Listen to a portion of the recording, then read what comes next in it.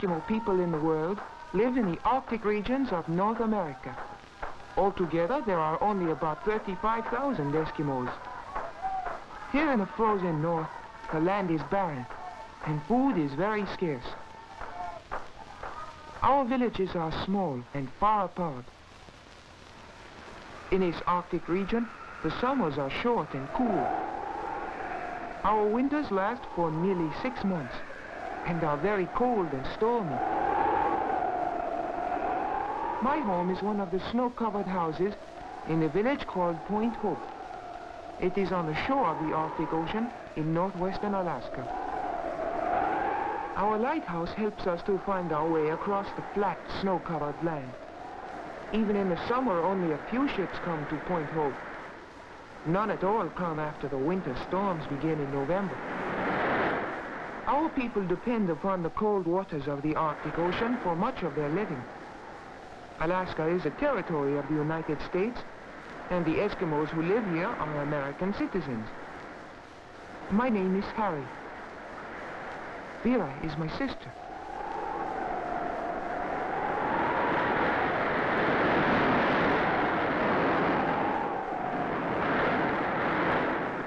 In the cold winter weather, the fish tossed up on the shore are quickly frozen. Whenever we find frozen fish, we pick them up. We are always watching for food from the sea. Whenever my father hears a seal barking, he tells us to be quiet. The sound of voices frightens the sea animals.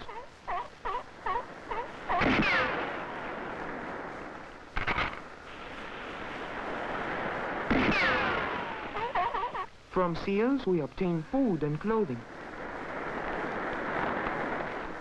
When father kills a sea animal, he throws out a hook on the end of a long line to haul the catch ashore.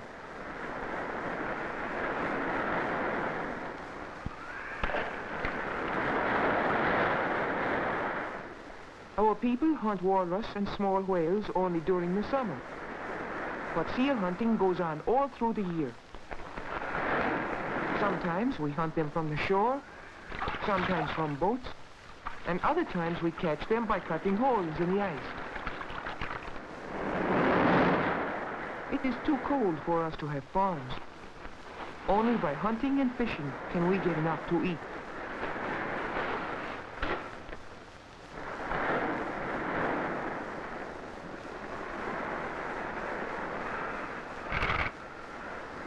Even the seabirds are used for food.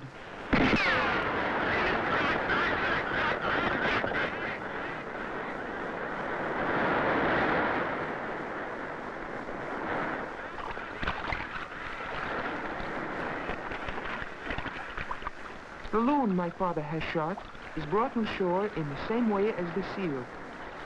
This big loon will make a fine meal for our family.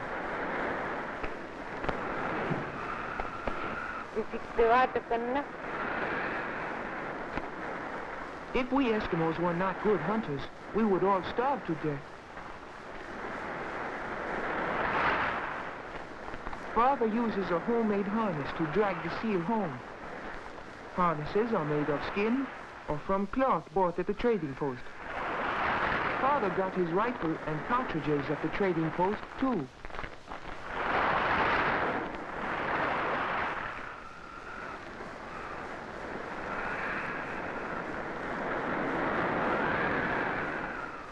Like most Eskimo villages, Point Hope is close to the ocean. Although in summer we have many hours of daylight, from November until February, we will not see the sun at all. It is already so cold that our seal and loon have frozen during the short trip home. But no matter how cold it is out of doors, our home is always comfortable. For cooking, Mother uses an iron stove bought from the trading post. The stove heats the one room of our house. We use driftwood when we can find it, but most of our meals are cooked over a fire of seal fat. This is called blubber and makes a very hot fire. We eat lots of raw fish. When fish are frozen, we let them thaw so the skin will come off easily. Explorers who come to the Arctic have grown to like our meals of raw fish.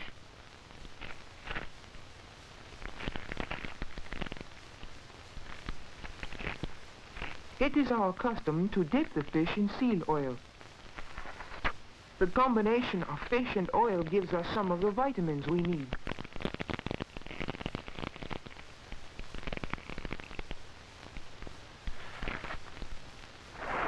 Most of the wood we have is found drifting in the ocean, for trees cannot grow in our land of snow and ice. My father uses his umyak to bring in a floating log. The umyak is his open boat. He also has a boat called the kayak, which is covered. Some of our boats are made of skins stretched over frames of walrus bone. Others we make from canvas and wood bought at the trading post. We Eskimos continually watch the shoreline, always hoping that something useful will come floating in from the sea.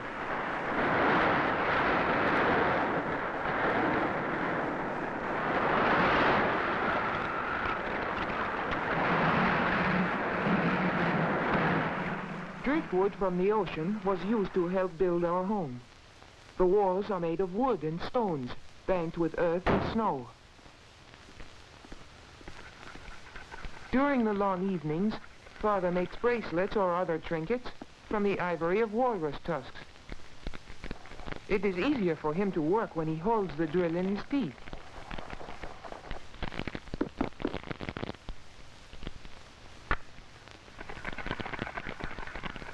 My mother, like all Eskimo women, is very good at making boots and fur clothing. She chews the edges of the skins to make them soft. Then she bites the places where the skins will be sewn together. Father wants me to be able to use his harpoon gun when we go hunting for whales in the spring.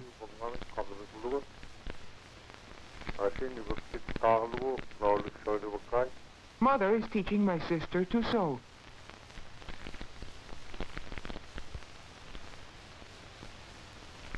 The boots Mother is making will be taken to the trading post to exchange for something the family needs. She has already made us our winter clothing. Except for hunting and visiting our neighbors, we seldom leave home during the winter. Once in a while, we go to the trading post. Our village, Point Hope, is very small, and there is only one store.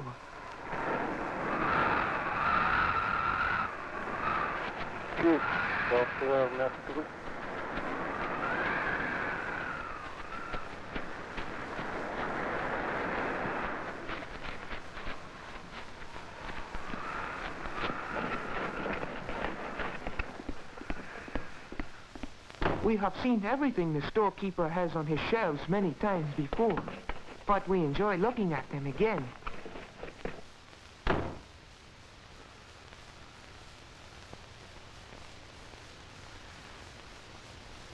The trader knows the value of the skins, furs, and other things we want to trade. He will send them to stores in the cities of southern Alaska.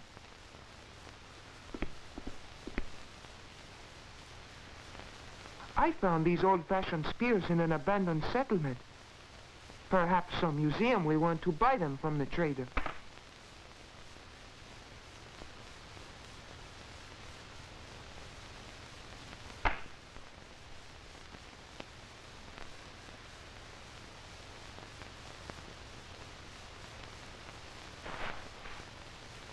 The trader makes a fair offer for the hatchet my father helped me make.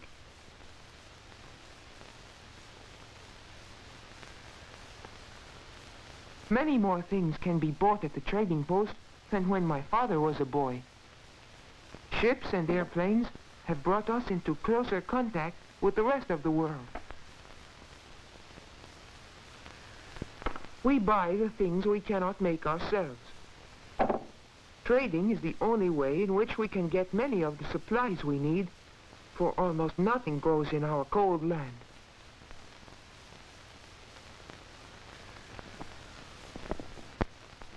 Although we can buy many things today, our life still depends on hunting. Unless we are successful when we hunt, we will have nothing to trade at the store. As winter nears, everyone waits for the ocean to freeze. When the salt water begins to turn to ice, it is soft and is carried by the tide and ocean currents. Later, it will become solid and remain frozen for months. The best time for hunting seals is when they come up through the ice for air. Before the sea ice has frozen hard, Father learns that there is a herd of caribou in the neighborhood. We take the dog team because we need the sled to carry supplies and to bring back the caribou meat if we are lucky.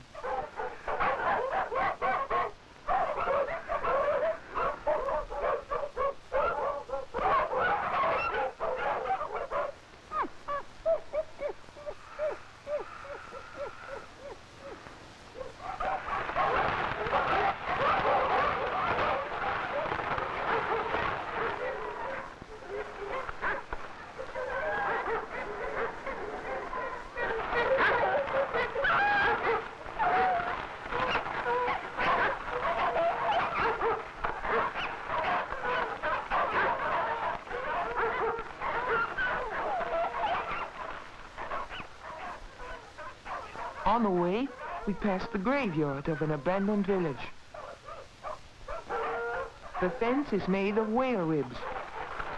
Nothing but the cemetery is left of this old village, for all of the people moved to Point Hope years ago. Our sled dogs are the only domestic animals we have. We could not travel far over the winter snow without our dogs. Father does not know exactly where the caribou may be feeding. For all we know, they may have wandered miles from where they were first seen. All we can do is to keep moving and hope to find them.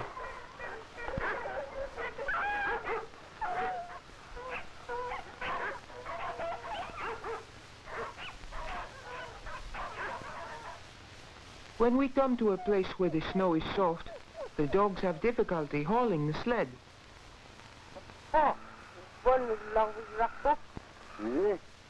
If there is no way to get around the soft snow, we must stop and lighten the load. This is a good place to make camp.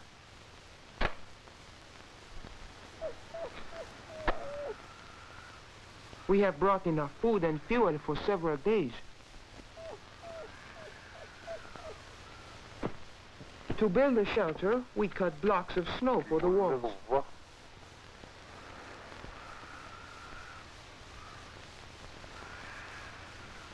Because we will be here only a day or two, we just place sticks of driftwood against the snow walls and use a piece of canvas for a roof.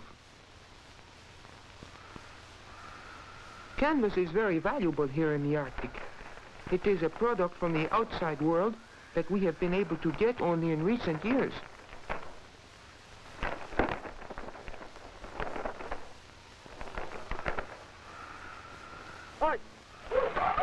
Now that the supplies have been stored at the camp, our dog sled can travel fast, even over soft snow.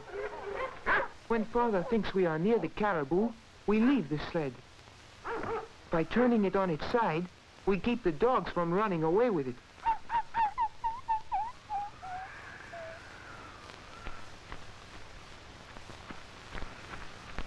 We try not to frighten the caribou.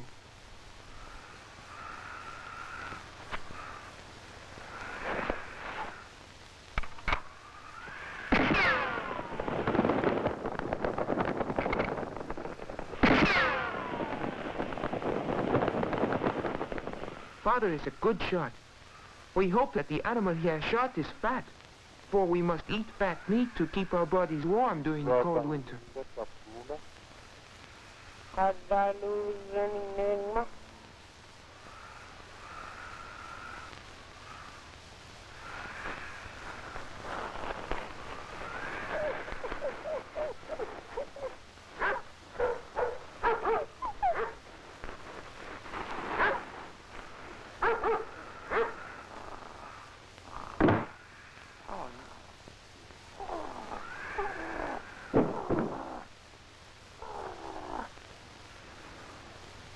On our hunting trips, we seldom see other Eskimos, as there are very few people in our part of the world.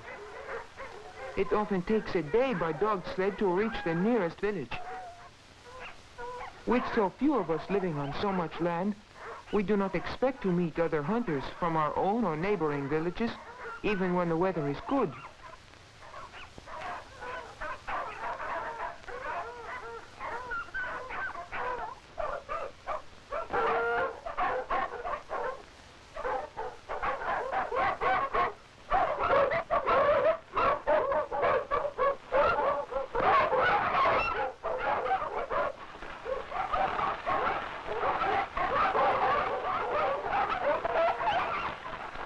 Our camp is just as we left it.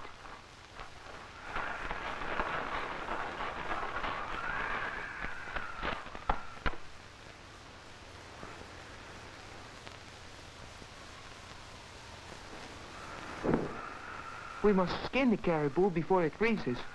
Otherwise, it would be difficult to remove the hide and cut off the meat.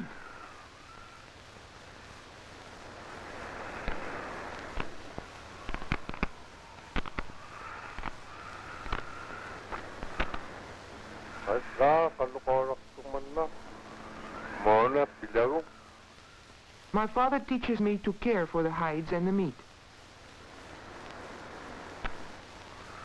By cutting and skinning the animal first, we make the load lighter. Only the useful parts of the caribou will be carried home.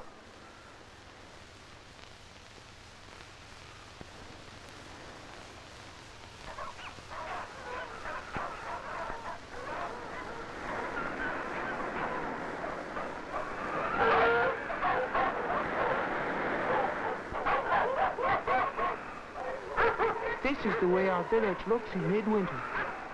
Until spring, the snow will become deeper, and in some places the wind will pile it in drifts many feet high. Sometimes the thermometer will register 50 degrees below zero. For months on end, when the snow is deep, the only sound besides the wind will be the barking of our dogs.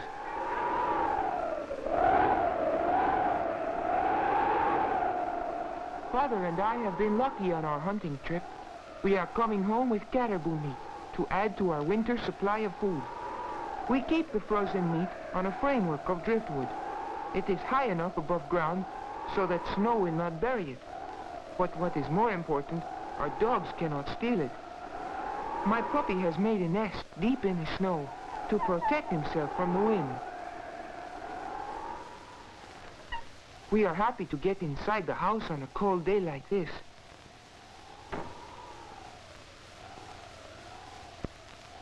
My mother is glad that we are back safely and pleased that we shot a caribou.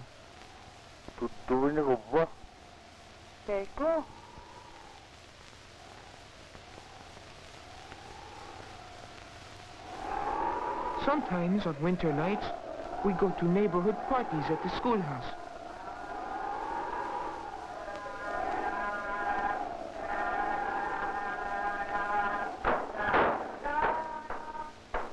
The school has a gasoline engine, which makes enough electricity to light the building. Our musicians are very proud of their ability. The music is played on Eskimo instruments.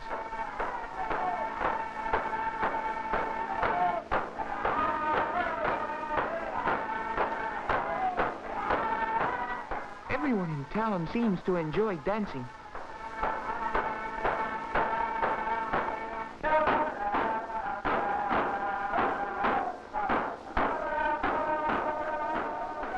We think our Eskimo village is a pleasant place, even though it is in one of the loneliest parts of the world. In order to get enough food and clothing for ourselves, everyone must work hard. We depend for help on our faithful dogs. It is because Eskimos hunt and fish and make use of everything which nature provides that we are able to live on the cold, barren shores of the